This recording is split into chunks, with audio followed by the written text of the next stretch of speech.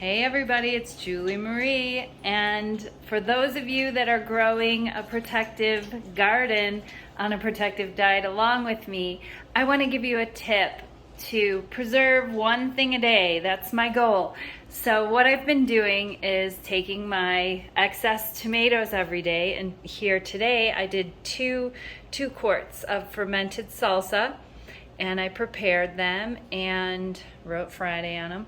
And each day I'm trying to do at least 1 jar of fermented salsa or 2 jars of fermented tomato sauce I have here, and I have pickled okra. So if I focus on preserving one thing a day, just one, through fermentation, I won't get overwhelmed.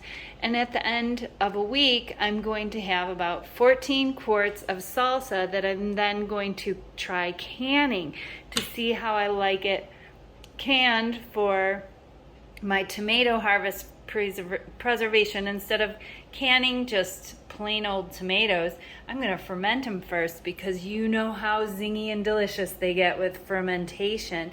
And then that lactobacillus makes that lactic acid to preserve this perfectly acidic for my safe canning.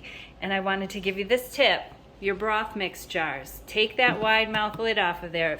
It fits perfectly on your 1 and 2 quart jars if you're running short of the white lids that I love to use for fermentation. And they also work great, this is the lid, for your bubble over on your quart jars or your pints for your fermentation.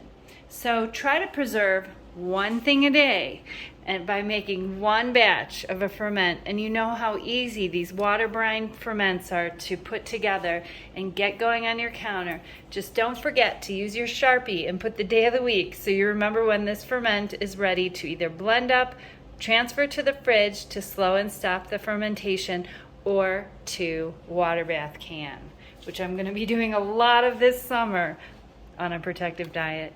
Take care and best of health.